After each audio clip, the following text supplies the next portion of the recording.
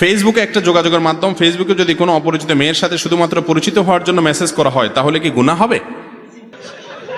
কোনো অপরিচিত মেয়ের সাথে বিনা প্রয়োজনে কেন মেসেজ দিতে যাবেন পরিচিত হওয়ার জন্য?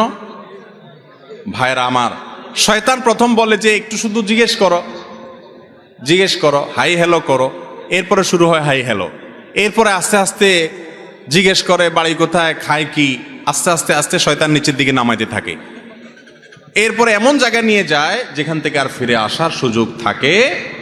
যুবক ভাইয়েরা ভালো করে শুনে রাখেন, এই যৌবন যে আল্লাহ দিয়েছেন, ওই আল্লাহর ভয়ে এই হারাম জায়গায় যৌবনকে ব্যয় করবেন না। একটু শক্ত থাকেন, দেখবেন কিয়ামতের ময়দানে যেমন সুখ পাচ্ছেন, দুনিয়াতে দাম্পত্য জীবনে প্রচন্ড সুখ পাচ্ছেন ইনশাআল্লাহ।